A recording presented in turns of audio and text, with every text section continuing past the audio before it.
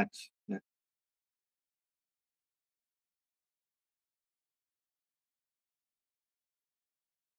তো Indian history আমরা বলছিলাম যে আমাদের আগের দিন আমি তোমাদেরকে সিলেবাস সম্পর্কে ডিসকাস করেছিলাম যে আমরা কি কি পড়বো, কি কি সম্পর্কে আমাদের পড়তে হবে, প্রাচীন ভারতের ইতিহাস, মধ্য ভারতের ইতিহাস আর আধুনিক ভারতের ইতিহাসের মধ্যে আমাদের কি কি পড়তে হবে সেই সম্পর্কে আমরা আগের দিন ডিসকাশন করেছিলাম। আজকে আমরা একটু ডিসকাশন করব সেটা সম্পর্কে, সেটা আমাদের যে ভারতের ক্ষেত্রে, ঠিক আছে?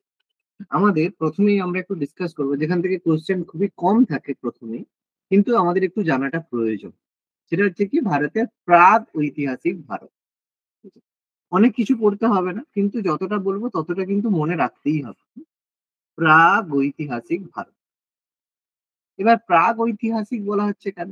প্রাগ ঐতিহাসিক কথার অর্থ হচ্ছে যে যখন আমাদের হিস্টোরিক্যাল এরা বা ঐতিহাসিক মানে ঐতিহাসিক কাল শুরুর আগে, বা যখন থেকে আমাদের ইতিহাস লেখা হয়েছিল তার আগে কি হয়েছিল, আমাদের ভারত কেমন ছিল, সেগুলো সম্পর্কে আমরা বলবো। তো আমরা প্রথমত যদি আমরা প্রথমে আমরা যদি ছোটবেলার পড়াশোনার কথা একটু মনে রাখি, যে পৃথিবীর মধ্যে সবচেয়ে প্রাচীন মানুষের জীবাশ্ম কোথায় পাওয়া গেছে বলো তো, কেউ বলতে পারবে? সবচেয়ে প্রাচীন মানুষের অস্তিত্ব কোথায় পাওয়া গেছে, পারবে কেউ বলতে? বলো। কেউ জানো না? সব থেকে প্রাচীন মানুষ কোথায় পাওয়া গেছে?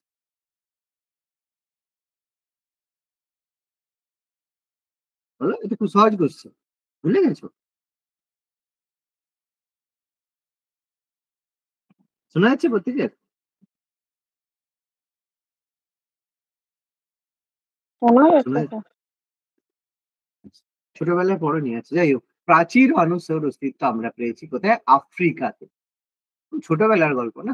আমরা তো পড়েছি, খুব ছোটবেলায় এইসব কথাগুলো তো পড়েছি।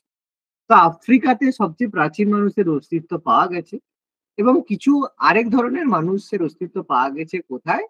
চীনের। চীনের হচ্ছে বেজিং শহরে। হ্যাঁ, বেজিং শহরে এক ধরনের মানুষ পাওয়া গেছে, সেটা হচ্ছে পিকিং মানব বলা হয়। তো এটা যাই হোক, তোমাদের মনে থাকা উচিত, কারণ হিস্ট্রি দেখো তোমাদের নেক্সট জেনারেশনে তোমাদের প্রশ্ন করবে, তো উত্তর তো তোমাদের কম বেশি দিতে হবে, পড়াশোনা না হলেও জিনিসগুলো জানতে হবে। তো এই আফ্রিকার পরে কি হয়েছিল, ভারতে আস্তে আস্তে এখান থেকে জনবসতি শুরু হয়েছিল। হুম। তো সবচেয়ে যদি বলা হয় ভারতের মধ্যে সবচেয়ে প্রাচীনতম নিদর্শন, ঠিক আছে, ভারতে সবচেয়ে প্রাচীনতম নিদর্শন কোথায় পাওয়া গেছে? ভারতে সবচেয়ে প্রাচীনতম নিদর্শন পাওয়া গেছে কোথায়? মহারাষ্ট্রে। ঠিক আছে, মহারাষ্ট্রের পুনেতে। মহারাষ্ট্রের পুনেতে সবচেয়ে প্রাচীনতম মানে মানুষের নিদর্শন আমরা পেয়েছি। এবার আমরা এখানে একটা কথা জিজ্ঞেস বলবো, যে আমাদের যে যুগ থাকে, এরা থাকে, সেগুলোকে আমরা জিওগ্রাফির দিক থেকে অনেক ভাগে ভাগ করে থাকি, কিন্তু আমরা এখানে ঐতিহাসিক যুগকে বা কোনো একটা যুগকে আমরা দুটো ভাগে ভাগ করি। একটা হচ্ছে কি তুষার যুগ। ঠিক আছে, তুষার যুগ মানে পৃথিবী কি হয়, পুরোপুরি তুষার আবৃত ছিল, সেটাকে আমরা বলি প্লিস্টোসিন যুগ। এটাকে আমরা বলি কি প্লিস্টোসিন যুগ। প্লেইস্টোসিন যুগ, এটাকে তুষার যুগ বা আইস এজ বলা হয়।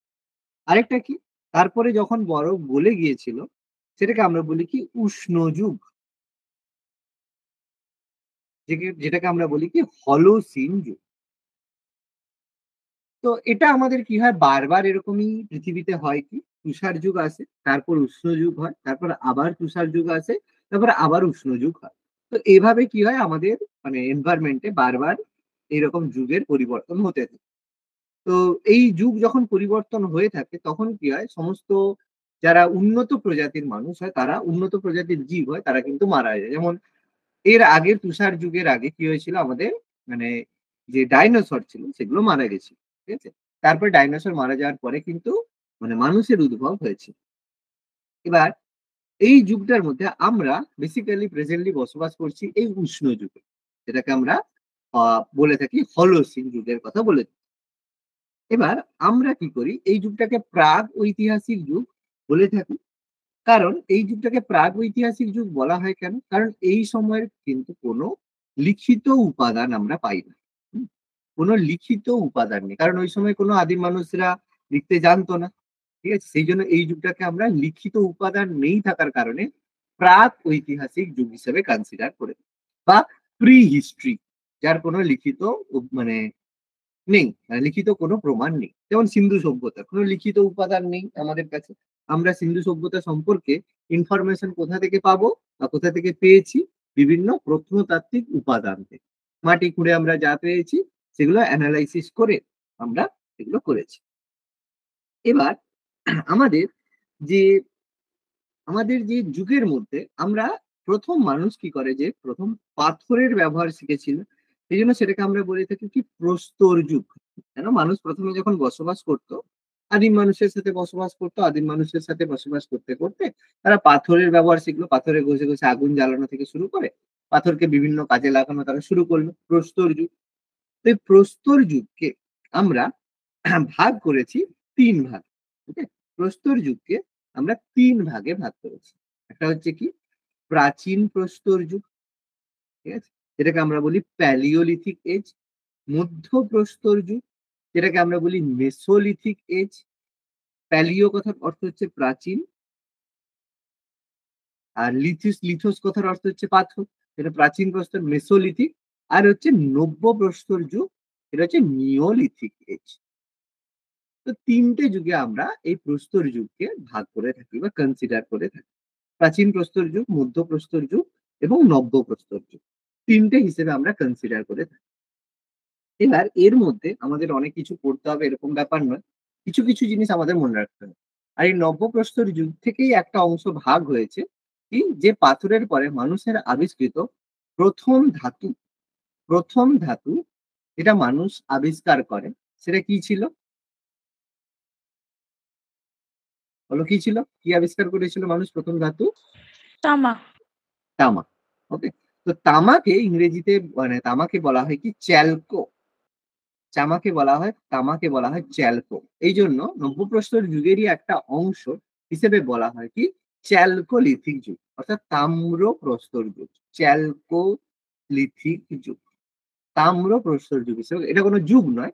এটা নব্যপ্রস্তর যুগের একটা অংশ। এবার এখানে আমাদের কোন টাইম পিরিয়ডে কি হয়েছিল, হ্যান হয়েছিল, ত্যান হয়েছিল এত আমাদের জানার প্রয়োজন নেই। আমি এখানে কয়েকটা জিনিস শুধু মনে রাখতে হবে। সেই কথাগুলো আমি বলে দিচ্ছি। সেগুলো আমরা মনে রাখবো। প্রাচীন প্রস্তর যুগ, যে এই যে প্রাচীন প্রস্তর যুগের যে ১ম নিদর্শন কে আবিষ্কার করেছিল? এটা এক ধরনের জিকে কোয়েশ্চেন আছে যে প্রাচীন প্রস্তর যুগের নিদর্শন, ঠিক আছে? নিদর্শন ১ম কে আবিষ্কার করেছিল? ১ম আবিষ্কার করেছিল রবার্ট ব্রুস ফুট। ঠিক আছে? রবার্ট ব্রুস নামে মনে রাখলেই হবে Robert Bruce. Robert Bruce fruit ১ম 1863 ১৮৬৩ খ্রিস্টাব্দে ১ম প্রাচীন প্রস্তর যুগের নিদর্শন ভারতে আবিষ্কার করেছে। ওকে? এই কথাটা আমাদের মাথায় রাখতে হবে। আর এই সময়ের যে প্রাচীন প্রস্তর যুগের মানুষেরা ছিল, এরা ছিল যে জাতি সেটা হচ্ছে নেগ্রিটো বা যেটাকে আমরা বলি নিগ্রো। নেগ্রিটো বা নিগ্রো জাতি। এবার বলবে যে নিগ্রো জাতি তো আফ্রিকার লোকেদের নিগ্রো বলা হয়। হ্যাঁ, কারণ ইন্ডিয়া যে ভারত যে রয়েছে, ভারত কিন্তু আফ্রিকা থেকেই বিচ্ছিন্ন হয়ে এখানে এসেছিল। এখানে এসেছে সেটা তো আমরা হয়তো জানি। এই কারণে আমাদের হিমালয় পর্বতের সৃষ্টি হয়েছে। তো যাই হোক সেই কারণে এইসব লোকেরা ছিল নিগ্রো জাতি বা নিগ্রিটো জাতির অন্তর্ভুক্ত। এবার এখান থেকে একটা কথাই পড়তে হবে যে প্রাচীন প্রস্তর যুগের নিদর্শন আমরা কোথায় পেয়েছি? দুটো জায়গার নাম মনে রাখতে হবে। একটা হচ্ছে ভীমবেটকা, সেটা হচ্ছে কোথায়? আমাদের মধ্যপ্রদেশে অবস্থিত। মধ্যপ্রদেশ, এমপি। মধ্যপ্রদেশে অবস্থিত ভীমবেটকা। আর বোলান উপত্যকা। বোলান উপত্যকা। সেটা কোথায় রয়েছে? উত্তরপ্রদেশ। উত্তরপ্রদেশের বোলান উপত্যকায় আমরা প্রাচীন প্রস্তর যুগের নিদর্শন পেয়েছি। আর এই সময়ের মানুষেরা যে হাতিয়ার হিসেবে কি ব্যবহার করত? শুধুমাত্র ভোঁতা পাথর। কারণ সেই সময় তারা পাথরকে ছুঁচলো করতে জানতো না। এজন্য তারা ভোঁতা পাথর ব্যবহার করত। কি হিসাবে? অস্ত্র হিসেবে ব্যবহার করত। ওকে?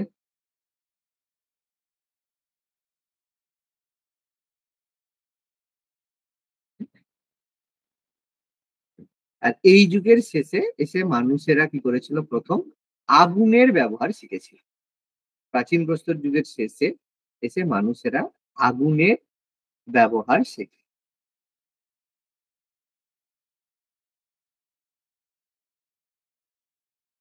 ওকে, আচ্ছা। মধ্যপ্রস্তর যুগের প্রধান বৈশিষ্ট্যের মধ্যে অন্যতম হচ্ছে কি মাইক্রোলিথ।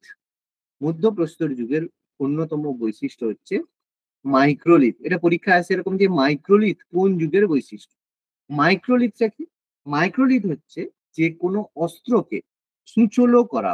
সূচলো অস্ত্র মানে ঘষে ঘষে একটা সাইডকে সূচলো যে অস্ত্র বানানো হয়, কোন একটা মানে পাথরের দিকে ফ্রন্টটাকে যদি ঘষা হয় তাহলে কি হয়, ফ্রন্টে সরু সূচলো হয়ে যায়। সেটা দিয়ে আমরা হচ্ছে আহ, যে কোনো পশু পাখিকে মারতে আমাদের সুবিধা হয়। এই জন্য মাইক্রোলিথ হচ্ছে মধ্যপ্রস্তর যুগের প্রধান বৈশিষ্ট্য। ঠিক আছে?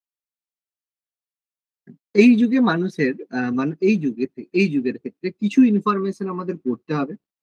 যে পড়ার মধ্যে প্রথমত পড়তে হবে যে এই মধ্যপ্রস্তর যুগের যে মানে নিদর্শন কোথায় কোথায় পাওয়া গেছে। খুব ইম্পর্টেন্ট কিছু জায়গা আমাদের পড়তে হয়। সেটা হচ্ছে কি প্রতাপগড়। ঠিক আছে, প্রতাপগড়, মির্জাপুর। এই দুটো জায়গা কোন রাজ্যে অবস্থিত বলতো? মির্জাপুর নিশ্চয়ই জানো, খুব ফেমাস জায়গা। বলো।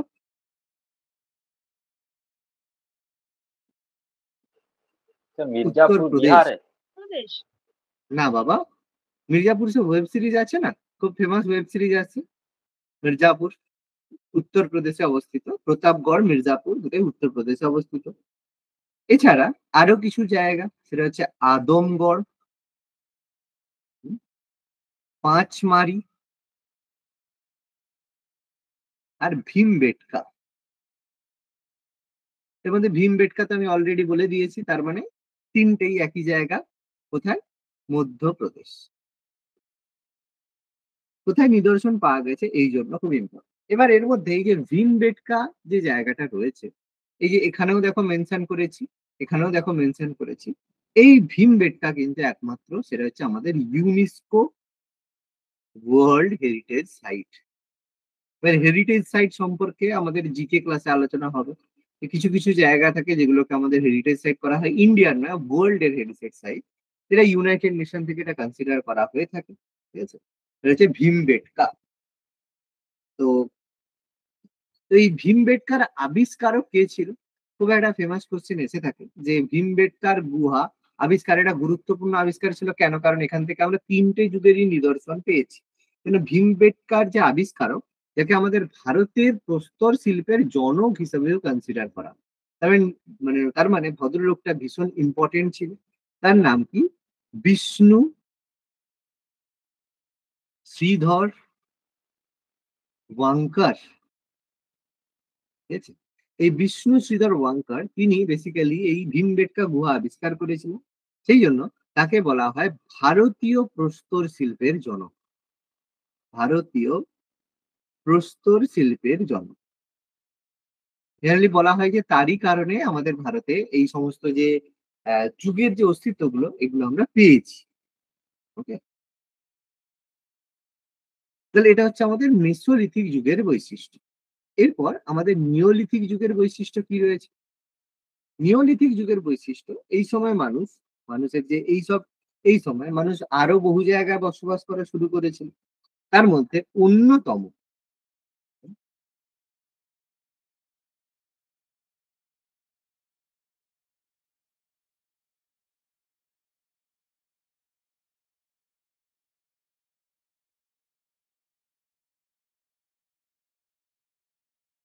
তো নিওলিথিক যুগে মানুষ আরো অন্যান্য জায়গায় বসবাস করা শুরু করেছিল। তার মধ্যে খুব ফেমাস যেটা ছিল সেটা হচ্ছে মেহেরগড়। ঠিক আছে, এই মেহেরগড়কে বলা হয় সবচেয়ে প্রাচীনতম সভ্যতা। আমরা একটু পরে মেহেরগড়ের কথা বলবো। এটা নব্যপ্রস্তর যুগের নিদর্শনের মধ্যে অন্যতম। ফেমাস যেটা আমাদের প্রচুর এমসিকিউ তে পড়ে থাকে সেটা হচ্ছে পিকলি হল। পিকলি হল কোন জায়গা? এটা বেসিক্যালি দাক্ষিণাত্য বা ডেকানকে বলা হয়। দাক্ষিণাত্য বা ডেকানকে বলা হয় পিকলি হল। এখানে আমরা নব্যপ্রস্তর যুগের নিদর্শন পেয়েছি।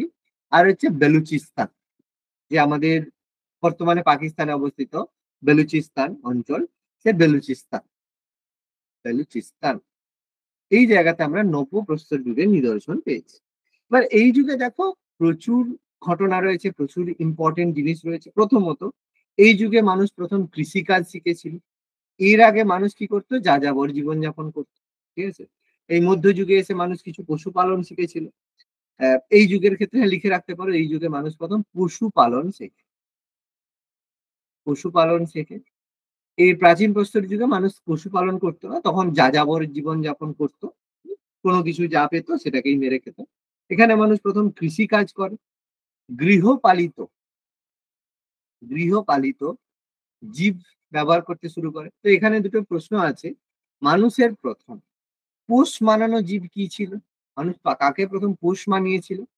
আর মানুষের প্রথম পেট কি ছিল? আর মানুষের প্রথম গৃহপালিত জীব কি ছিল, যেটাকে আমরা ডোমেস্টিক বলে থাকি?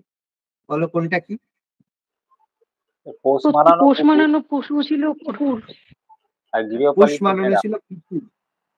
হ্যাঁ, কুকুর বা ডগ মানুষের প্রথম পোষ মানানো। আর গৃহপালিত পশু ছিল ভেড়া। ঠিক আছে, ভেড়া। তো এটা কিন্তু মাথার মধ্যে রাখতে হবে। দুটোর মধ্যে এটা পার্থক্য এটাই।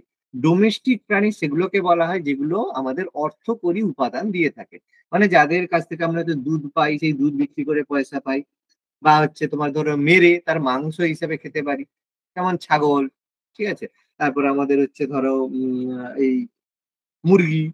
ঠিক আছে, এগুলো সব ডোমেস্টিকের মধ্যে পড়ে। কিন্তু কুকুরের মাংস তো কেউ খায় না। তো গৃহপালিত জীব প্রথম ব্যবহার করতে শুরু করে। প্রথম এই যুগে মানুষ নৌকা ব্যবহার করা শুরু করে, যে নৌকা ব্যবহার করা শুরু করে। এই যুগে মানুষ প্রথম যে তুলোর ব্যবহার শেখে। তুলোর ব্যবহার থেকে প্রথম টেক্সটাইল ইন্ডাস্ট্রি, মানে জামা কাপড় বানানো শেখে। তারপর হচ্ছে চাকার ব্যবহার, যেটা খুব গুরুত্বপূর্ণ ছিল। চাকার ব্যবহার নিওলিথিক যুগেই হয়েছিল। তো এগুলো হচ্ছে আমাদের গুরুত্বপূর্ণ ব্যাপার। আর এই যে বিষ্ণু শ্রীধর ওয়াঙ্কার, যাকে বললাম, একে হচ্ছে ভারতীয় প্রস্তর শিল্পের জনক বা father of rock art in India বলা হয়। হ্যাঁ, rock art in India father বলা হয়, ফাদার অফ রক। বলো, এতটা যদি ক্লিয়ার হয় বলবে।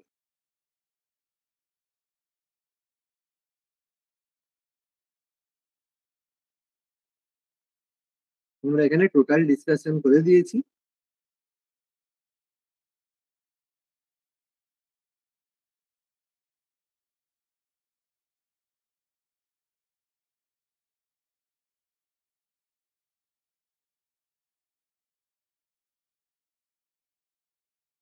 বলো, ক্লিয়ার হলে বলো, এগোবো আমরা পরে।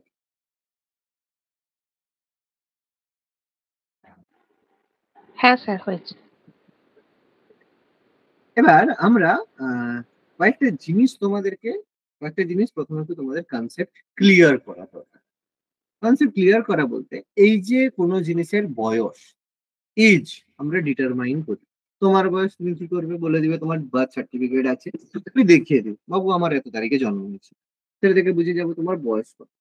কিন্তু সব জিনিসের ক্ষেত্রে তো এরকম তার ডেট অফ বার্থ নেই যে আমরা বলতে পারবো। তাহলে আমরা কোনো জিনিসের বয়স নির্ধারণ কিভাবে করি? এই জিনিসটা কত বছরের পুরনো, তার একটা বয়স নির্ধারণ তো করতে হবে। সেই বয়স নির্ধারণ করার জন্য আমাদের কাছে কিছু মেথড আছে। প্রথম মেথড কি, রেডিও কার্বন ডেটিং।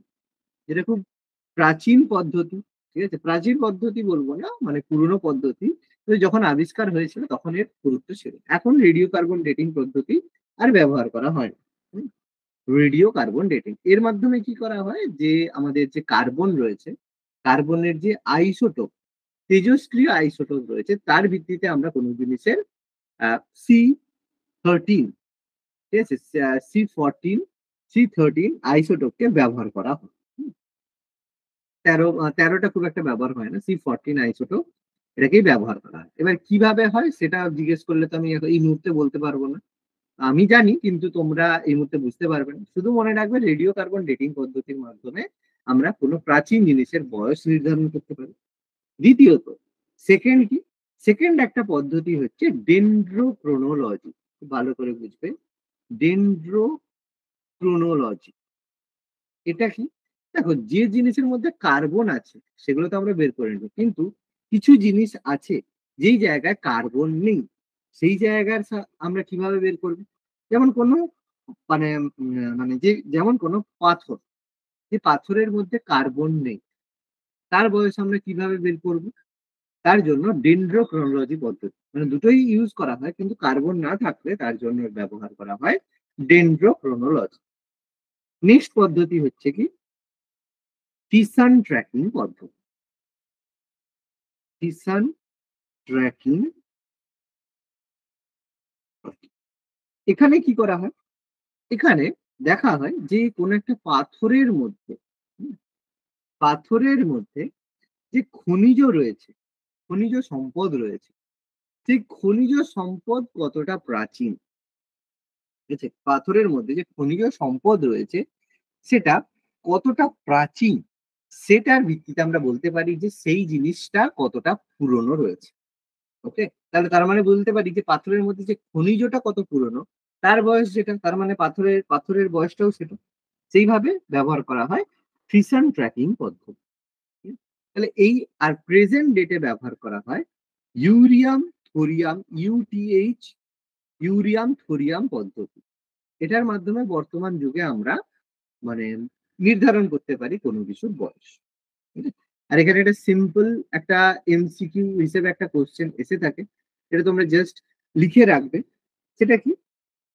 সেটা হচ্ছে যে আমরা এই যে পুরনো মানে আমরা যে বিভিন্ন ধরনের শিলালিপি পড়তে পারি, সেই যে পড়ার নীতিটাকে, সেই পদ্ধতিটাকে বা সেই জিনিসটাকে কি বলা হয়? শিলালিপি পড়ার মানে যেমন হচ্ছে এই যে তোমার হচ্ছে কোনো বলে না তোমার হচ্ছে, বলো কোনো, যেমন হচ্ছে কোনো পাখি নিয়ে পড়াশোনা করলে হর্টিকালচার, ভার্মিকালচার, সেরকম শিলালিপি নিয়ে মানে যে যারা পড়াশোনা করে তাদের সেই পড়াশোনাটাকে কি বলা হয়? এটাকে কি বলা হয়? কেউ বলতে পারবে? বিভিন্ন ধরনের শিলালিপি। Sir geology. জেমস, না, এটাকে কি বলা হয়? আর্কিটেকচার। প্যালিওগ্রাফি। প্যালিওগ্রাফি পড়েছিলাম না, জানি না প্যালিওগ্রাফি। হ্যাঁ স্যার। প্যালিওগ্রাফি, হ্যাঁ, কোনো পুরনো জিনিস পড়া বা শিলালিপি পড়া, যেটাকে বলা হয় স্টাডি অফ ওল্ড রাইটিংস। এটা এমসিকিউ এর মধ্যে এসে থাকে। ঠিক আছে? প্যালিওগ্রাফি বলতে কি বোঝায়, বা শিলালিপি বা পুরনো জিনিসের পড়ার এটাকে কি বলে? যেমন জেমস প্রিন্সেপ আমাদের ব্রাহ্মী লিপি পড়েছিল, হি ওয়াজ এ প্যালিওগ্রাফার। ওকে? এইভাবে কোশ্চেন আমাদের কিন্তু থাকে। আচ্ছা, এবার আমরা ছোট্ট করে একটা জিনিস দেখে নেব যে আমাদের যে হুম, সবচেয়ে প্রাচীনতম সভ্যতা, আমি একটু আগেই কথাটা বললাম যে পরীক্ষা আমাদের আসে, সবচেয়ে প্রাচীনতম সভ্যতা কি? মেহেরগড় সভ্যতা। আমরা এটা সম্পর্কে পড়েছি যে সবচেয়ে প্রাচীনতম, বলবে স্যার না স্যার সিন্ধু সভ্যতা, সেটা বাবু পুরনো হয়ে গেছে, কারণ তারপরে মেহেরগড় সভ্যতা আবিষ্কার হয়ে গেছে। তো যাই হোক, এটাও চেঞ্জ হয়ে যাবে, মেহেরগড়ও চেঞ্জ হয়ে যাবে। তো কি হবে সেটা আর এই মুহূর্তে বলছি না, হয়তো কেউ কেউ জান যারা আমার ক্লাস করেছে, আমি বলেছি। তো এই মুহূর্তে বলা এক উচিত নয়, তার কারণ যতক্ষণ না বুঝতে আসছে ততক্ষণ আমাদের বলাটা উচিত নয়। তো যাই হোক, প্রাচীনতম সভ্যতা হচ্ছে কি? মেহেরগড় সভ্যতা, অ্যাকর্ডিং টু আওয়ার হিস্ট্রি বুক। সবসময় হিস্ট্রি এটা নয় যে বইয়ে যেটা লেখা আছে সেটাই সত্য, এটা কখনো চিরন্তন ভাবে ভাববে না। হুম? বইয়ে যা লেখা আছে সেটাই সত্য, সেটাই হয়েছিল, এরকম কিছু নেই। সবকিছু হয় অ্যাজাম্পশন ভিত্তিতে, ধারণা, এটা হয়েছিল আমরা মনে করছি, এটাই হয়েছে, এর কোনো প্রমাণ নেই, সবই অ্যাজাম্পশন। যে আকবর এই চিত্তর জয় করেছিল, এটা কি সত্যি? এটা অ্যাজাম্পশন। কেন? কারণ প্রমাণ সেই সময় কি কোনো ভিডিও আছে কারো কাছে? নিশ্চয়ই নেই। তাহলে কিভাবে আমরা মেনেছি সত্যি? সেই সময় হিস্টোরিক্যাল রাইটিং এর ভিত্তিতে। ঠিক আছে? তারপরে সেই লেখাগুলো ঠিক না ভুল সেটা কেউই জানে না। মানে আজকের দিনে নিশ্চয়ই কি বলে কোনো একটা বই যেটা পার্থ চট্টোপাধ্যায় লিখবে, তাতে নিশ্চয়ই মমতা ব্যানার্জির সত্যতা নিশ্চয়ই লেখা থাকবে না। ব্যাপারটা সেরকম।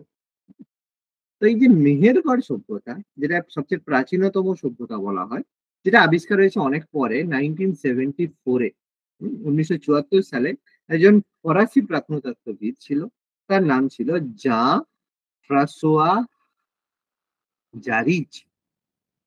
তিনি এটা আবিষ্কার করেছেন কোথায়? পাকিস্তানে। হুম, এটা তিনি পেয়েছেন পাকিস্তানের বেলুচিস্তানে। ওই যে বললাম নব্যপ্রস্তর যুগের নিদর্শন আমরা কোথায় পেয়েছি?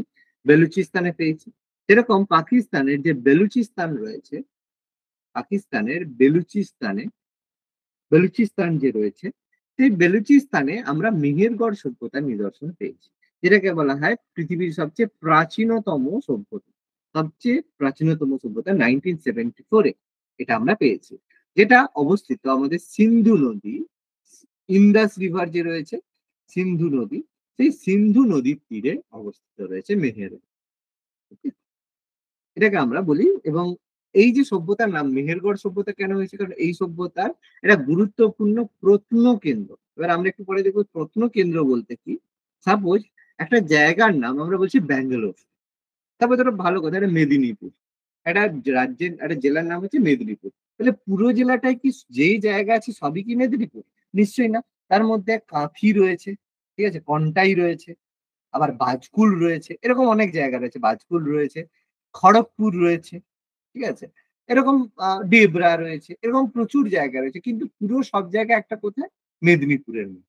তাহলে তার মধ্যে কিন্তু মেদিনীপুর বলে একটা শহর রয়েছে, কিন্তু পুরোটাকেই আমরা মেদিনীপুর বলছি কেন?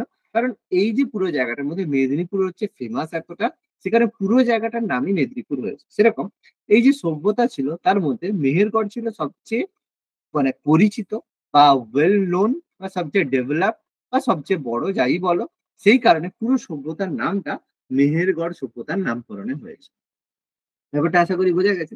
দেখো একটা টাইম ছিল কিছুদিন আগে পর্যন্ত, কিছুদিন আগে বলবো না, আজ থেকে 5 বছর 10 বছর আগে, কিরে সকালে কোলগেট করেছিস, এটা বলতো। দেখবে সকালে কোলগেট করেছিস, এটা কিন্তু বলতো না সকালে ব্রাশ করেছিস, সকালে কোলগেট করেছিস। মানে কোলগেট কোম্পানি এতটাই ফেমাস ছিল যে তোমার হচ্ছে মানে যে এই কোলগেটটা অ্যাকচুয়ালি কোনো একটা কোম্পানি, এটাকে অ্যাকচুয়ালি টুথপেস্ট বলে, এটাও কেউ জানতো না। কিরে কোকো কোলা খাবি, বা কিরে পেপসি খাবি, এই ধরনের কথা। যে পেপসি বা কোকো কোলা এগুলো যে একটা কোল্ড ড্রিঙ্কস, এটা কিন্তু না, কেউ জিজ্ঞেস করবে না কিরে কোল্ড ড্রিঙ্কস খাবি, বলো কিরে কোকো কোলা খাবি। কারণ ব্যাপারটা জিনিসটাই মনে করে যে কোকো কোলা, এটা তো কোকো কোলা না, কোকো কোলা খাবো না, মানে কোল্ড ড্রিঙ্কস খাবো না সেটা বলছে না, কোকো কোলা মানে কোম্পানি বা ব্র্যান্ডের নামটাই এরকম হয়ে যায়। সেরকম কোনো প্রত্নকেন্দ্র এরকম ভাবে ফেমাস হয়ে যায় এই কারণে। ওকে,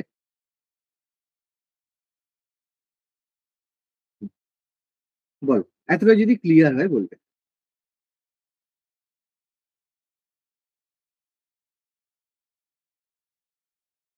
ভালো ক্লিয়ার প্রত্যেকের এটা। হ্যাঁ স্যার। নেক্সট, এবার দেখো, এবার আমি তোমাদের কয়েকটা জিনিস একটু পাশে সাইডে একটু ডিসকাস করবো, বলে দেবো। সেটা হচ্ছে এগুলো ছাড়াও আমাদের কিছু কোশ্চেন আসছে, ঠিক আছে, যে বলা হয় পৃথিবীর বা বিশ্বের প্রাচীনতম সভ্যতা কোনটা? বলো তো, বিশ্বের প্রাচীনতম সভ্যতা হিসেবে কনসিডার করা হয় কোন সভ্যতাকে? দৈনিক সভ্যতা।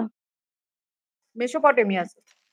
মেসোপটেমিয়া, ঠিক আছে, মেসোপটেমিয়া সভ্যতাকে বলা হয়। মেসোপটেমিয়া থেকেই কিন্তু অন্যান্য অনেক সভ্যতা তৈরি হয়েছে, ব্যাবিলনীয় সভ্যতা, সুমেরীয় সভ্যতা, এগুলো সবই মেসোপটেমিয়ার ভাগ হয়েছে। দেখো এগুলো তোমাদের খুব বেশি পড়ানো হয় না, তো ছোটবেলায় হয়তো পড়েছো, যে সব তো ভুলে কাঁচকলা হয়ে গেছে, দরকার নেই কোনো, ঠিক আছে। তো মেসোপটেমিয়া সভ্যতা সবচেয়ে প্রাচীনতম সভ্যতা। আমি পড়াবো না, তার কারণ তোমাদের সিলেবাসে নেই, শুধু জানাটা দরকার যতটুকু সেটাই বলছি।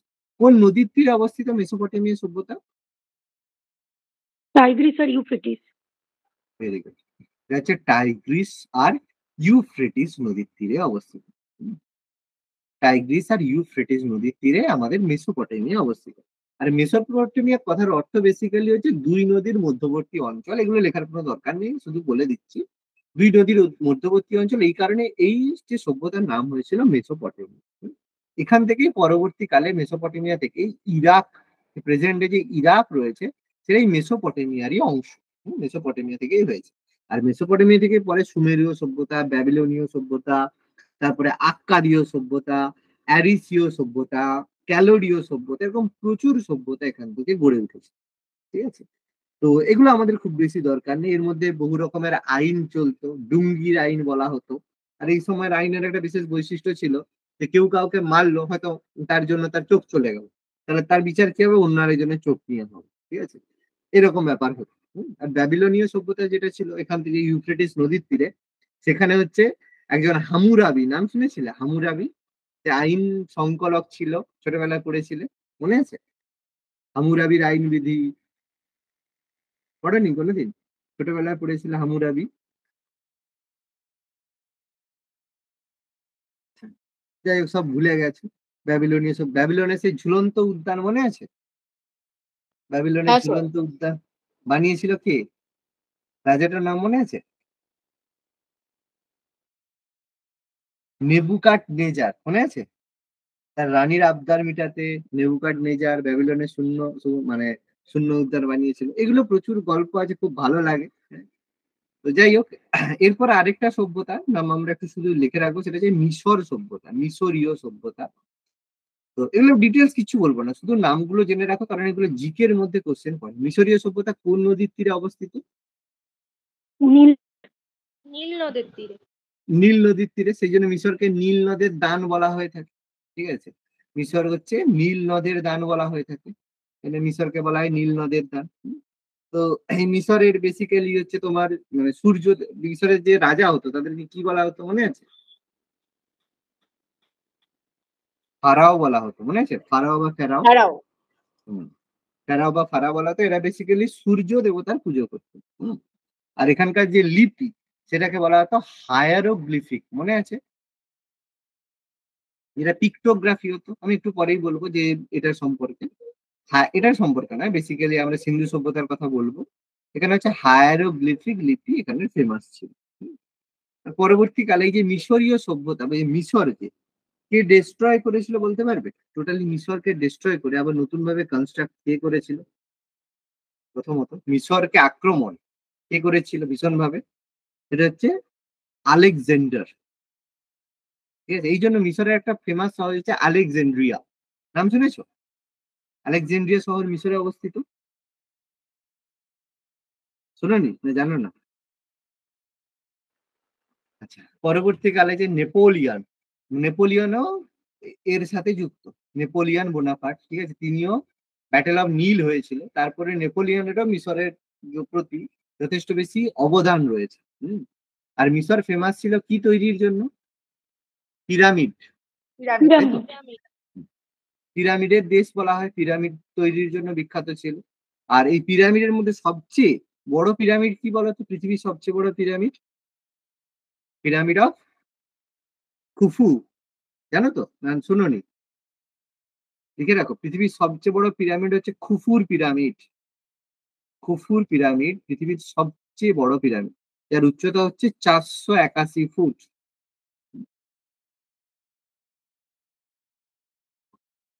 উম, এটা হচ্ছে মোটামুটি জাস্ট একটা কথা লিখে রাখলাম। এগুলো এগুলো কয়েকটা মানে এই যে সভ্যতা, কয়েকটা এমসিকিউ করে রাখতে, কারণ এইগুলো হচ্ছে জাস্ট, দেখো অনেক কিছু বলছি না, কিন্তু যতটুকু বলছি বাবা ততটুকু কিন্তু মনে রাখতে হবে।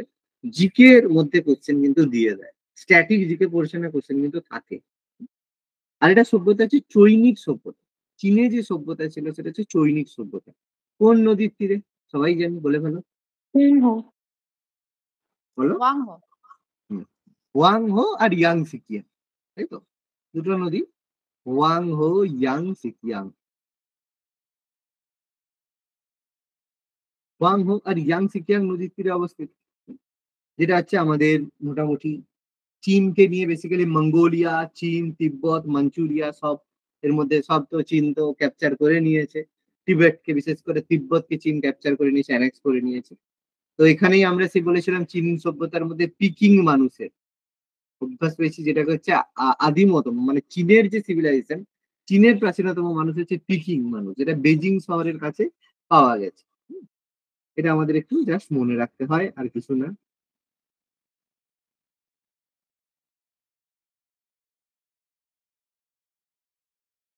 আর বেশি কিছু লাগবে না, বেশি আর কোনো ডাইনেস্টি, অনেক ডাইনেস্টি রয়েছে, সেগুলো সম্পর্কে আমাদের আহ করতে হয় না, ব্যাস এই হচ্ছে ব্যাপার।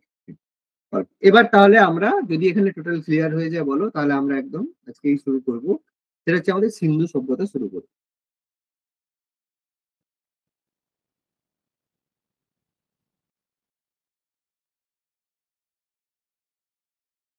লেখা হয়ে গেলে বলবে।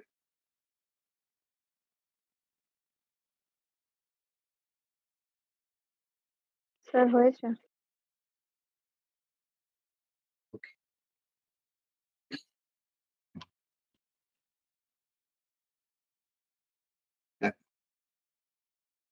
দেখো, প্রথমে তোমাদের একটা ম্যাপ দেখতে হবে। দেখো, এই যে আমি যেখান দিয়ে আমি এই যে দাগটা দিয়ে দিচ্ছি, এটা হচ্ছে দেখো প্রপার ইন্ডিয়ার ভাগ, মানে বর্ডার। তার মানে এই যে লেফট সাইড, এটা হচ্ছে পাকিস্তান। অবভিয়াসলি পাকিস্তান আমরা বুঝি, কাবুল এখানে চলে গেছে, এই জায়গায় আমাদের পাকিস্তান। এই যে জায়গাটা ভেতরটা চলে গেছে, এটা আমাদের পাকিস্তান। তার মানে দেখো, ম্যাক্সিমাম যে পোর্শনটা, বলতে গেলে প্রায় পুরো পোর্শনটাই কি আমাদের পাকিস্তানের মধ্যে পড়ছে সিন্ধু সভ্যতা। ভারতের মধ্যে দেখো মাত্র কয়েকটা জায়গা পড়ছে। এই দেখো ধোলাভিরা, সুরকোটোডা, লোথাল, সোমনাথের কিছু একটা কয়েকটা জায়গা, কচ্ছ, তারপরে এই যে রাখিগড়হি, রোপার, মৈথিলি, কালীবঙ্গান, বনওয়ালি, এইসব কিছু জায়গা শুধু দেখো ভারতে পড়ছে। বাকি ম্যাক্সিমাম জায়গা দেখো পাকিস্তানে পড়ছে। দেখো এই যে মহেঞ্জো দাড়ো, চানহু দাড়ো, ঠিক আছে, এই যে সুতকা জেন্ডোর, হরপ্পা, ঠিক আছে, এইসব জায়গাগুলো দেখো সবই পাকিস্তানে পড়েছে। তার মানে ম্যাক্সিমাম যে সিন্ধু সভ্যতার অংশ, সেটা কিন্তু বর্তমানে পাকিস্তানের মধ্যে অবস্থিত। শুধুমাত্র ভারতে এই যে সাইডটা, এটা ভারতে, আর এই যে অংশটা ভারতে অবস্থিত। বাকি প্রায় পুরো জায়গাটা কোথায় অবস্থিত? পাকিস্তানে অবস্থিত। ম্যাপটা বুঝতে পারলে? প্রত্যেকে ক্লিয়ার হলো? দেখ, প্রথমত এই যে সিন্ধু সভ্যতার আমি যে ম্যাপটা তোমাকে দেখালাম, সেই অনুযায়ী ভারতে কোন কোন প্রত্ন কেন্দ্রগুলো আছে সেগুলোর নাম আমাদের জানতে হবে। ভারতে কোন কোন জায়গাগুলো রয়েছে? প্রথমত ভারতের রাজ্য হিসেবে রাজস্থানের মধ্যে একটা গুরুত্বপূর্ণ জায়গা রয়েছে, সেটা হচ্ছে কালীবঙ্গান। একটু আগে দেখাচ্ছিলাম হয়তো নোটসের মধ্যে, কালীবঙ্গান। এরপর আমাদের হরিয়ানা। হরিয়ানাতে কোন জায়গা রয়েছে? বনওয়ালি আর ভগবানপুর। তারপরে আমাদের হচ্ছে উত্তরপ্রদেশ, হচ্ছে আলমগীরপুর। দেখো ম্যাপে অতটা এক্সটেন্ডেড নয়, তবু একদম একদম সাইডে উত্তরপ্রদেশের কিছু অংশ পর্যন্ত এটার এক্সিস্টেন্স ছিল। সে কারণে এটাকে বলা হয় সিন্ধু সভ্যতার পূর্বতম কেন্দ্র। একদম পূর্ব দিকে উত্তরপ্রদেশের আলমগীরপুর অবস্থান করছে।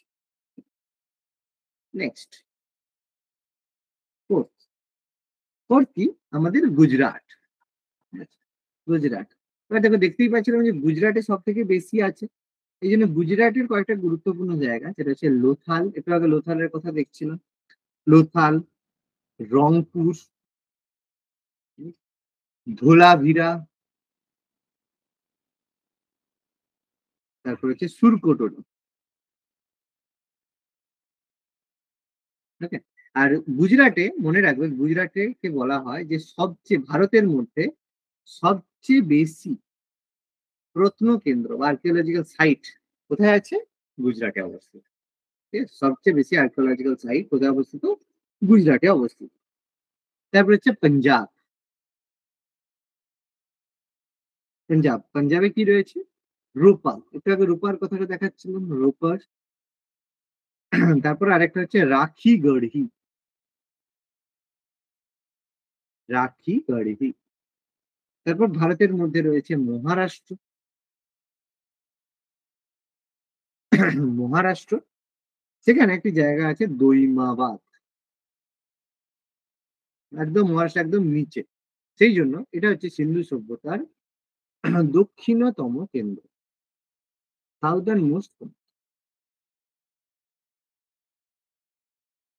তারপর হচ্ছে কাশ্মীর, জম্মু কাশ্মীর। জম্মু কাশ্মীরের একটা জায়গা রয়েছে, সেটা হচ্ছে কি মান্ডা। সেটা সিন্ধু সভ্যতার হচ্ছে উত্তরতম কেন্দ্র। উত্তরতম কেন্দ্র মানে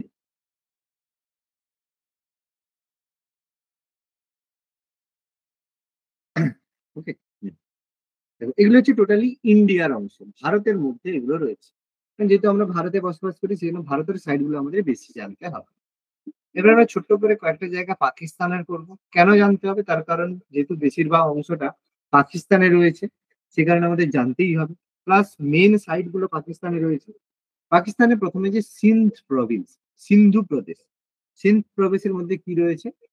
প্রথমত গুরুত্বপূর্ণ মহেঞ্জোদাড়ো, মহেঞ্জোদাড়ো রয়েছে, আমরি রয়েছে, চানহু দাড়ো রয়েছে, চানহু দাড়ো রয়েছে।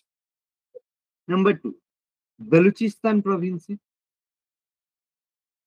বেলুচিস্তান প্রভিন্সে কি রয়েছে? মেহেরগড়, আমি অলরেডি বলেছি। মেহেরগড় প্রাগৈতিহাসিক সভ্যতা প্লাস তার সাথে সাথে আমাদের সিন্ধু সভ্যতারও অংশ মেহেরগড়। তারপর হচ্ছে বালাকোট, এই যে কিছুদিন আগে বালাকোট এয়ার স্ট্রাইক মোদিজি করেছিল, ঠিক আছে। আর হচ্ছে পশ্চিম পাঞ্জাব, মানে পাঞ্জাবের যে অংশটা আমাদের পার্টিশনের সময় ভাগ হয়ে গেছিল, আমরা জানি অ্যাকচুয়াল পাঞ্জাবের 75 থেকে 80% কিন্তু পাকিস্তানেই রয়েছে পাঞ্জাবের। ইন্ডিয়াতে কিন্তু খুবই কম পার্ট রয়েছে। তো পাঞ্জাবের মধ্যে রয়েছে হরপ্পা, সবচেয়ে ফেমাস সাইট হচ্ছে হরপ্পা, যার নামে আমরা হরপ্পা সভ্যতাই বলে দিচ্ছি। আর কিছু একটা দু একটা সাইট সেটা হচ্ছে আফগানিস্তানে রয়েছে, আফগানিস্তানে কিছু সাইট রয়েছে। তার মধ্যে আমরা হচ্ছে একটা দুটো নাম বলবো, সেটা হচ্ছে সর্তুঘাই, সর্তুঘাই। আর এটা লিখে রাখো মুন্ডিগাক, মুন্ডিগাক, ঠিক আছে।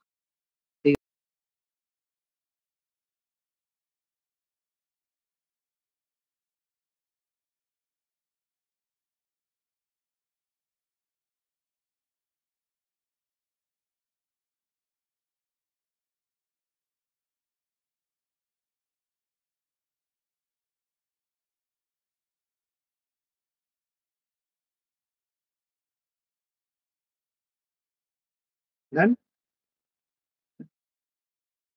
হ্যাঁ স্যার।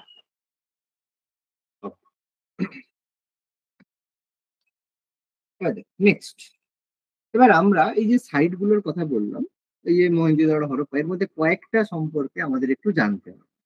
তার মধ্যে প্রথমে আমরা জানবো মহেঞ্জোদারো, মহেঞ্জোদারো একটা সাইট সম্পর্কে একটু আমাদের ইনফরমেশন জানতে হবে। এই মহেঞ্জোদারো এটা আবিষ্কার করেছিল কে? 1922, 1922 খ্রিস্টাব্দে রাখাল দাস বন্দ্যোপাধ্যায়, ঠিক আছে, রাখাল দাস ব্যানার্জি এটা আবিষ্কার করেছে। আর মহেঞ্জোদারো কথার অর্থ প্রত্যেকেই ছোটবেলা থেকে পড়ে এসেছি, কি ছিল বলো? মৃতের স্তূপ। মৃতের স্তূপ বা মাউন্ট অফ ডেড, ঠিক আছে, মৃতের স্তূপ, মাউন্ট অফ ডেড। এটা বলা হয় তার কারণ হরপ্পাতে আমরা প্রচুর মানুষের একসাথে মৃতদেহ পেয়েছি। এবার এটা সম্পর্কে অনেক রকম মন্তব্য রয়েছে। দেখো ব্যাপারটা কি বলতো, মানে এখনকার দিনে কি জানো তো, আমাদের খুবই দুর্ভাগ্যের বিষয় একটা, যে তোমরা হয়তো শুনলে অবাক হবে বা যাই হোক হবে, যে আফটার ইন্ডিপেন্ডেন্স ভারতে কিন্তু সেভাবে কোনো খনন কার্য বা এক্সাবিট কিছু হয়ই না। যা খনন কার্য ব্রিটিশরা আমাদের করেছে, তারপরে আমাদের কংগ্রেস সরকার এত ভালো ছিল, তারা কোনোদিন মানে ইতিহাসকে খুলে মানে খুঁড়ে দেখার সাহস করেনি, কারণ জানে খুঁড়লেই বেরিয়ে যাবে কি, দেখতেই পাচ্ছি একটু খুঁড়তেই বেরিয়ে যাচ্ছে রাম মন্দিরের জায়গায় কি ছিল, জ্ঞানবাপী দিয়ে কি ছিল। ওই জন্য কংগ্রেস হচ্ছে মানে ভয়েই ব্যাপারগুলো খুলেনি, ঠিক আছে। আর্কিওলজিক্যাল সার্ভে অফ ইন্ডিয়াকে বেসিক্যালি হাত বন্ধ করে রেখে দিয়েছিল। সেই কারণে এই জায়গা সম্পর্কে বিস্তারিত তথ্য কিন্তু আমরা পাইনি। তবে বিভিন্ন ধরনের হচ্ছে মতামত রয়েছে, এত মানুষ কিভাবে মারা গেছে। তো ব্রিটিশরা তাদের যে ভারত মানে ভারত আক্রমণকে জাস্টিফাই করার জন্য বলেছে যে ইন্দাস ভ্যালি সিভিলাইজেশন আর্য আক্রমণে ক্ষতিগ্রস্ত হয়েছে। কিন্তু আর যেসব মানে মৃতদেহ পাওয়া গেছে তার মধ্যে কোনো আঘাতের চিহ্ন নেই। যে দেখো কেউ কাউকে মারলে নিশ্চয়ই তার স্কাল মানে তার যে মানে এতে কি বলে তার যে মুন্ডু বা বডিতে যে হাড় টাড় পাওয়া যাবে তাতে আঘাতের চিহ্ন থাকে, সেরকম কিন্তু কিছুই নেই। তো যাই হোক, সেই কারণে বলা হয় এগুলো বেসিক্যালি ন্যাচারাল ক্যালামিটিস। বা এই মানে ভূমিকম্প, মানে তোমার ধরো এই খরা, বন্যা বা এই ধরনের কারণে হচ্ছে মারা গেছিল তারা, এটা বলা হয়ে থাকে। তো যাই হোক, তো মহেঞ্জোদারোতে এরকম অনেক মানুষের মৃতদেহ একসাথে পাওয়া গেছে বলে এটাকে মাউন্ট অফ ডেড বা মৃতের স্তূপ বলা হয়। এবার এই মহেঞ্জোদারো থেকে কি কি পাওয়া গেছে এটা গুরুত্বপূর্ণ। প্রথমত এখানে পাওয়া গেছে বৃহৎ স্নানাগার, ঠিক আছে, স্নানাগার, the great bath, the great bath এখানে পাওয়া গেছে, বৃহৎ একটা স্নানাগার পাওয়া গেছে। এছাড়া এখানে পাওয়া গেছে বৃহৎ শস্যাগার, শস্যাগার পাওয়া গেছে, দ্য গ্রেট গ্র্যানারি। এবার যারা পরীক্ষা টরীক্ষা দিয়েছো তারা বলবে না স্যার আপনি ভুল লিখেছেন। কি স্যার, দ্য গ্রেট গ্র্যানারি তো হরপ্পাতে পাওয়া গেছে। তোমরা পড়াশোনা করেছো, তারা বলবে না স্যার দ্য গ্রেট গ্র্যানারি হরপ্পায় পাওয়া গেছে, আপনি ভুল বলছেন। তাহলে হরপ্পার কথা একটু বলে দিই, তারপরে আমি জিনিসটা ক্লিয়ার করছি। হরপ্পা আবিষ্কার করেছিল 1921 কে দয়ারাম সাহানি। ঠিক? আর হরপ্পা কথার অর্থ কি? হরপ্পা কথার অর্থ হচ্ছে পশুপতির খাদ্য। পশুপতি বলতে এই সময় প্রধান নীল গড ছিল আমাদের পশুপতি শিবা। এই জন্য পশুপতির খাদ্য হিসেবে কনসিডার করা হয় মানে পশুপতিকে প্রধান নীল গড হিসেবে কনসিডার করা হয়। তো এই যে হরপ্পাতে, ঠিক আছে, হরপ্পাতে পাওয়া গেছে কি? হরপ্পাতে যে পাওয়া গেছে, হরপ্পাতে পাওয়া গেছে ছটা, ঠিক আছে, হরপ্পাতে পাওয়া গেছে 12টি শস্যাগার, যেটা 6টি রোতে, এদিকেরও, এদিকে দুটো, এদিকে দুটো, এরকম করে, এদিকে এদিকে এরকম করে 6টা রোতে 12টা পাওয়া গেছে। এবার এই কারণে কি হচ্ছে, বড় যে শস্যাগারের সাইজ সেটা কিন্তু মহেঞ্জোদারোতে পাওয়া গেছে, কিন্তু যেহেতু হরপ্পাতে 12টা শস্যাগার পাওয়া গেছে এবং এই শস্যাগারগুলো কেন্দ্রীয় ব্যাংকের মতো আচরণ করছে। তাহলে স্যার ব্যাংকে আবার শস্যাগার কি করে ব্যাংক হয়? এসব কি কথাবার্তা? হ্যাঁ, এটাই কথাবার্তা। কি তখন দেখো কোনো টাকা পয়সা কারেন্সি ছিল না, ফলে ব্যাংকে কি জমা রাখা হতো? শস্য রাখা হতো। তুমি শস্য ওখানে শস্যাগারে রেখে দিলে তোমার প্রয়োজন মতো তুমি আবার পরে সেগুলো নিতে পারো, ব্যাংকের মতো ব্যবস্থা। এই জন্য বসবাস করতো। এই জন্য যখন পরীক্ষায় কোশ্চেন আসবে, এটা পরীক্ষায় কোশ্চেন হলো দ্য গ্রেট বাথ কোথায় পাওয়া গেছে, ঠিক আছে, অপশনের মধ্যে মহেঞ্জোদারো আছে, হরপ্পাও আছে, তখন আমরা চোখ বন্ধ করেই অ্যান্সার করে দিতে পারবো কি মহেঞ্জোদারো। আমরা পড়েছি গ্রেট বাথ মহেঞ্জোদারোতে আছে। যদি মহেঞ্জোদারো অপশনে না থাকে তখন আমরা কিন্তু হরপ্পা করব, কারণ হরপ্পাতেও আমরা কিন্তু গ্রেট বাথ পেয়েছি, কিন্তু তার সাইজ অনেক ছোট ছিল। এবার গ্রেট গ্র্যানারি যদি পড়ে, বৃহৎ শস্যাগার যদি পড়ে, তখন অপশনে মহেঞ্জোদারো হরপ্পা বোধ আছে, তখন অ্যান্সার কিন্তু আমরা হরপ্পা করব। যদি হরপ্পা অপশনে না থাকে তখন আমরা মহেঞ্জোদারো করতে পারি। ওকে? কেন? কারণ এই দুটো নগর প্রায় একই রকম স্ট্রাকচারে গঠিত হয়েছিল, এই কারণে মহেঞ্জোদারো আর হরপ্পাকে বলা হয় যমজ নগর বা টুইন সিটি। টুইন মানে যমজ, কারণ এই দুটো নগর পরিকল্পনা একই রকম, এই জন্য এই দুটোকে টুইন সিটি বা যমজ নগর বলা হয়। বলো, ক্লিয়ার হলে বলবে, বা কোনো যদি কোশ্চেন থাকে এখানে বলবে।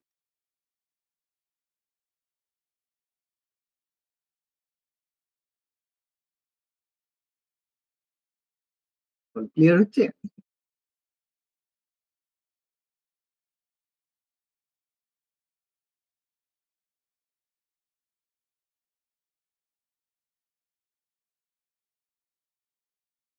হ্যাঁ স্যার।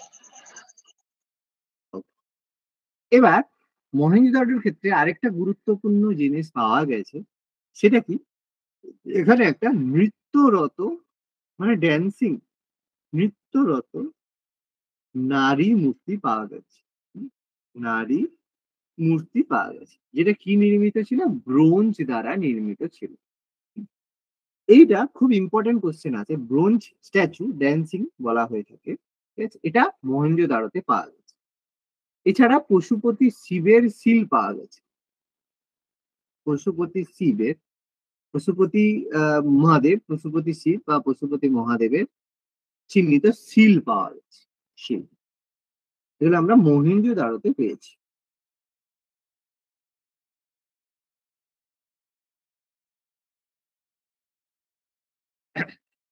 এবার দেখো, আচ্ছা হ্যাঁ, এখানে একটা জিনিস বলা হয়নি।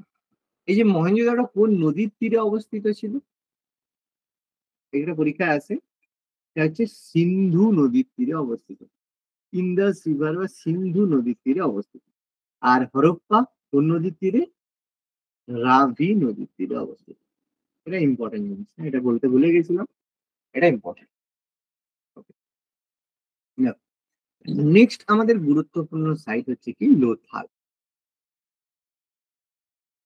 লোথাল এটা কোন নদীর তীরে অবস্থিত? এটা যেহেতু গুজরাটে অবস্থিত, গুজরাটে এটা হচ্ছে ভোগবা নদীর তীরে অবস্থিত। ভোগবা নদীর তীরে অবস্থিত। যেটা আবিষ্কার করেছিল কি? এটা আবিষ্কার করেছিল 1953 সালে এস আর রাও এটা আবিষ্কার করেছে।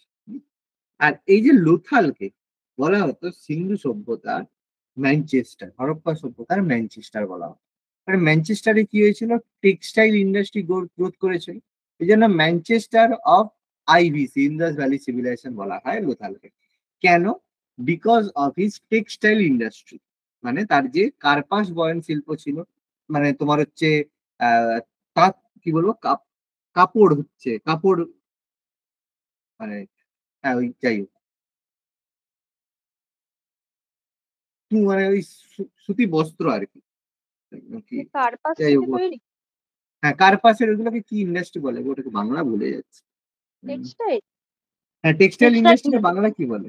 বাংলায় কি বলে? কি বস্ত্র বস্ত্র বপন বয়ন। বস্ত্র হ্যাঁ, কিছু বলে। বস্ত্র বয়ন শিল্প। বস্ত্র বয়ন শিল্প। ম্যানচেস্টার এই কারণে ফেমাস ছিল, আমাদের যখন ইন্ডাস্ট্রিয়াল রেভলিউশন হয়েছিল, শিল্প বিপ্লব হয়েছিল, সেই সময় ম্যানচেস্টার গুরুত্বপূর্ণ ছিল আমেরিকা, সেই জন্য বলা। লোথাল একমাত্র জায়গা সিন্ধু সভ্যতায় যেখানে ধান চাষের নিদর্শন পাওয়া গেছে। সিন্ধু সভ্যতার আর কোথাও ধান চাষের নিদর্শন পাওয়া যায়নি এক্সেপ্ট লোথাল। সিন্ধু সভ্যতার এই জায়গায় ধান চাষের নিদর্শন পাওয়া গেছে। আর ধান চাষের নিদর্শন লোথাল ছাড়া আর কেবলমাত্র রংপুরে পাওয়া গেছে। আর কোনো জায়গায় পাওয়া যায়নি, রংপুরে পাওয়া গেছে। স্যার ওই একবার বলেছিলেন না ওই কাঠের নাঙল পাওয়া গেছে যেহেতু কালীবঙ্গা নেই সেখান সেই সূত্রে ওখানেও আর কি ধান চাষ ধরা হতে যেতে পারে। ওটা কিছুটা ধরা হয়, কিন্তু মানে এমসিকিউ তে জেনারেলি দেওয়া হয় না। লাঙল রয়েছে, দেখো বাবা, লাঙল শুধু ধান চাষে ব্যবহার এরকম তো না, অন্য জায়গাতেও তো কাজে লাগে। কি বলবো, বোঝা গেছে? মানে কালীবঙ্গানে সেভাবে ধান চাষের নিদর্শন নয়, ওখানে কাঠের লাঙলের ব্যবহার পাওয়া গেছে। কিন্তু মানে যেহেতু দেখো কালীবঙ্গান কোথায় অবস্থিত? রাজস্থানে। ওখানে দেখো এমনিতেই বুঝতেই পারছো যে বৃষ্টি বৃষ্টি পড়ে না, ধান চাষ কি ভালো হতে পারে? খুবই কম। হুম, এই এই হচ্ছে ব্যাপার। হ্যাঁ, আচ্ছা, ধান চাষের হ্যাঁ নিদর্শন লোথালে পাওয়া গেছে। আর এখানে কি পাওয়া গেছে? একটা দ্বৈত সমাধি পাওয়া গেছে।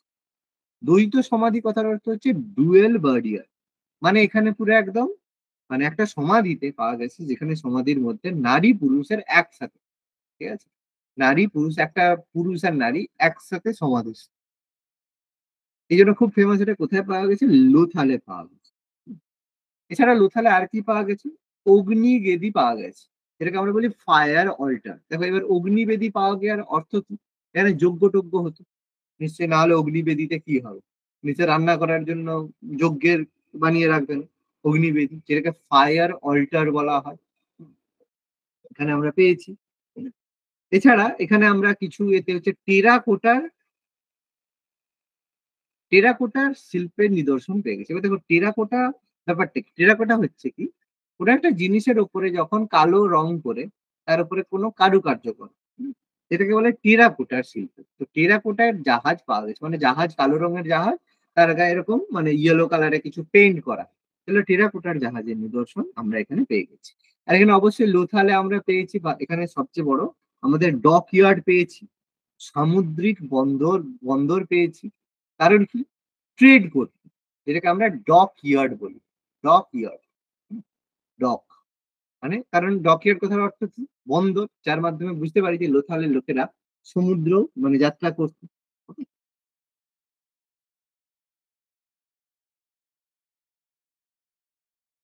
বলো, এতটা যদি ক্লিয়ার হয় বলবে।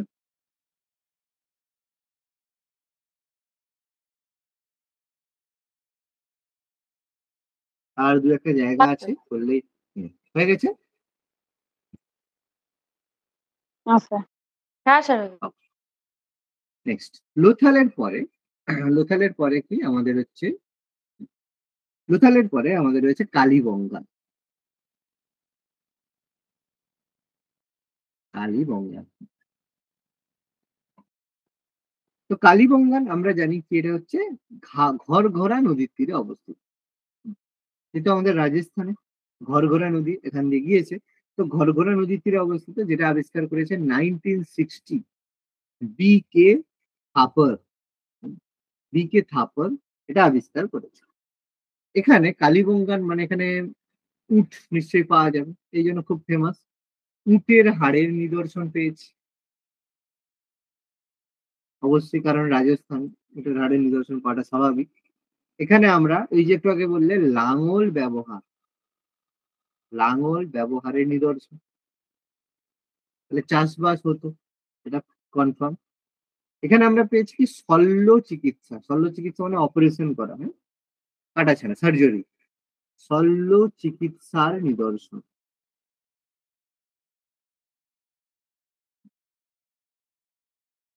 আর এখানে আরেকটা জিনিস মনে রাখবে, কালীবঙ্গান একমাত্র জায়গা যেখানকার যে সিটাডেল ছিল, সিটাডেল হচ্ছে শহরের একটা উঁচু স্থান যেখানে যারা সমাজের উচ্চবিত্ত শ্রেণীর লোকেরা তারা থাকে। এখানে সিটাডেল দুই ভাগে বিভক্ত ছিল, দুই ভাগে বিভক্ত ছিল।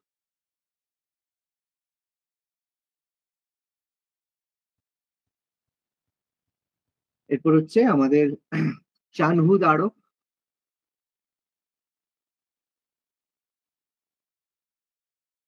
চানহুদাড়ো, এটা চানহুদাড়ো আমাদের 1931-এ। আচ্ছা, চানহুদাড়ো কোন নদীর তীরে অবস্থিত? সিন্ধু নদীর তীরে অবস্থিত। ইন্দাস রিভার, সিন্ধু নদীর তীরে চানহুদাড়ো অবস্থিত।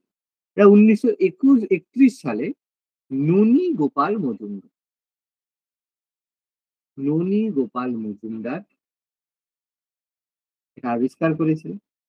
এটা একমাত্র নগর ছিল যে নগরে কোনো সিটাডেল ছিল না, কোনো সিটাডেল ছিল না।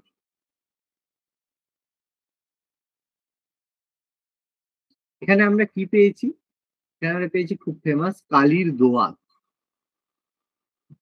কালীর দোয়াত পেয়েছি, আর ভেরি ফেমাস সেটা হচ্ছে ইটের ওপর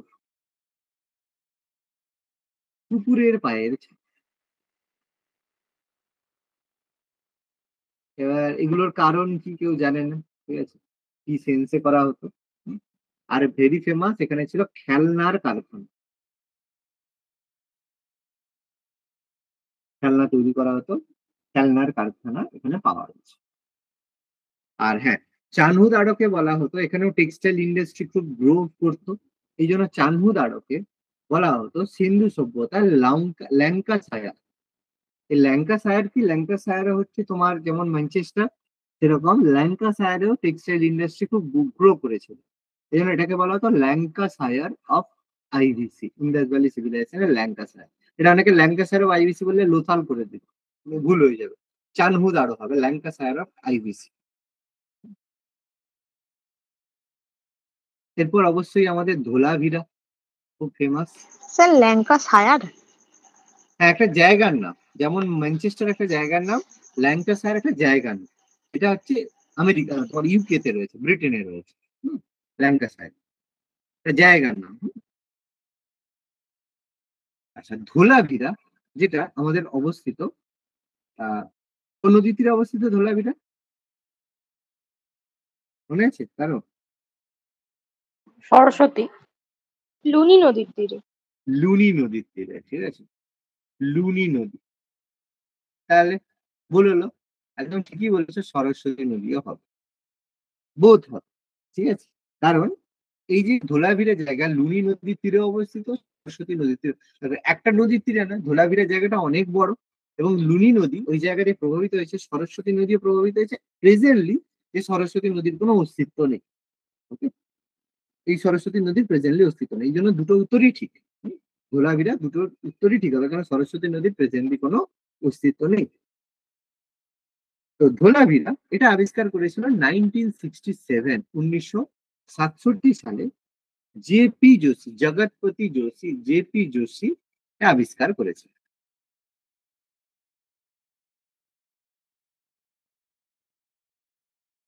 নাইনটিন 67 জেপি যোশী এটা আবিষ্কার করেছে। এটা খুব ফেমাস ছিল, তার কারণ যে এখানে পাওয়া গেছে আধুনিক জল সরবরাহ পদ্ধতি।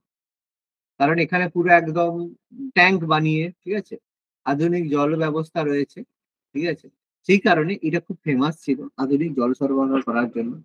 এখানে আমরা পেয়েছি গুরুত্বপূর্ণ স্টেডিয়াম পেয়েছি, মানে তার মানে একই জায়গাতে অনেকে বসে খেলা দেখতো, ঠিক আছে। এখানে আমরা হচ্ছে মালা তৈরির কারখানা পেয়েছি, মালা তৈরির কারখানা, হুম, মালা তৈরি করা হতো। একমাত্র মানে সাইট যেটা আমাদের কর্কট ক্রান্তি রেখার উপর অবস্থিত, ট্রপিক অফ ক্যান্সার কর্কট ক্রান্তি রেখার উপর অবস্থিত একমাত্র আমাদের ইন্দাস ভ্যালি সিভিলাইজেশনের সাইট, এটা কর্কট ক্রান্তি রেখার উপরে অবস্থিত। আর এটা 2021 সালে 2021-এ গভর্নমেন্ট অফ ইন্ডিয়া এটাকে ওয়ার্ল্ড হেরিটেজ সাইট হিসেবে কনসিডার করেছে। সিন্ধু সভ্যতার একমাত্র স্থান, এটা ওয়ার্ল্ড হেরিটেজ সাইট হয়েছে।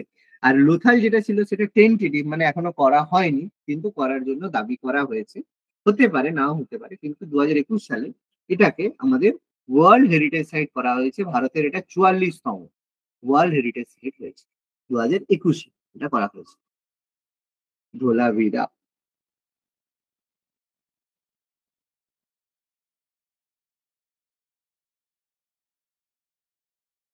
আর বেশি কিছু নেই।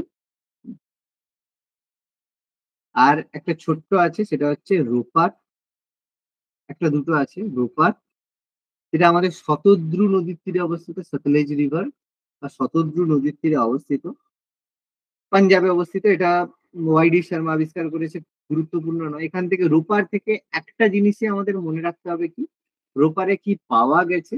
রূপারে পাওয়া গেছে মানুষের সাথে কুকুরের কবর, মানুষের সাথে কুকুরের কবর, এটা আমরা রূপার থেকে পেয়েছি। একমাত্র এটাই আমাদের মনে রাখতে হবে রূপারের ক্ষেত্রে। আমরি, এটাও একটা সাইট রয়েছে, আমরি, যেটা আমাদের সিন্ধু নদীর তীরে অবস্থিত। আমরি যে সাইটটা রয়েছে সিন্ধু নদীর তীরে অবস্থিত। এখানে আমরা কি পেয়েছি? এখানে একটা জিনিস আমরা পড়ব, যে গন্ডারের ছবিযুক্ত, গন্ডা গন্ডারের ছবিযুক্ত সিলমোহর, সিল, সিল লিখলেই হবে।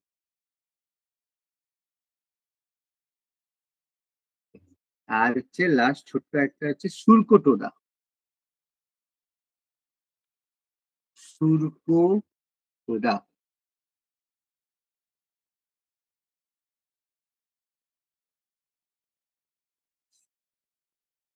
সুরকোটোডা।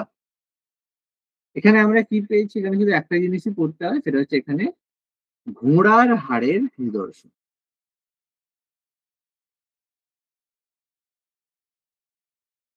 আমরা পেয়েছি।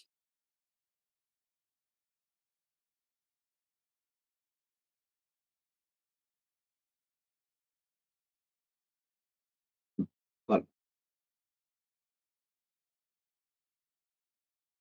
এটা করলেই আমাদের মোটামুটি হবে। তো আমি নেক্সট দিন ইন্দাস ভ্যালি সিভিলাইজেশনের উপরে এমসিকিউ করাবো। এমসিকিউ করাতে করাতে তোমরা একটু পড়বে, অন্য যে কোনো বই থেকে পড়বে, কারণ এখানে সিন্ধু সভ্যতার মানে জীবন, অর্থনৈতিক জীবন, সামাজিক জীবন, এগুলো থেকেও দু চারটা কিছু কিছু কোশ্চেন পড়তে পারে। সেগুলো সবকিছু আলোচনা করা সম্ভব হলো না, তো তোমরা একটু যে কোনো বই থেকে এটা একটু পড়বে। আমি সাইট গুলো সম্পর্কে ডিসকাস করলাম, কারণ বেসিক কোশ্চেন সাইট গুলো থেকে আসে, যে কোশ্চেনে আসে সাইট থেকেই আসে। ওই জীবন থেকে খুব বেশি, সিন্ধু সভ্যতার জীবন থেকে খুব বেশি কোশ্চেন কখনো আসেনি। বাট আসবে না এটা বলা ভুল কথা, আসতে পারে, কিন্তু করে রাখতে একটু হবে। তো তোমরা একটু যাই হোক করে রাখবে ওটা, এগুলোর উপরে বেশি জোর রাখবে। নেক্সট দিন আমরা এই সিন্ধু সভ্যতার উপরে এমসিকিউ ডিসকাস করব, তারপর আমরা বৈদিক সভ্যতা আর বৈদিক সাহিত্য এটা টোটালি ডিসকাস করবো। ওকে।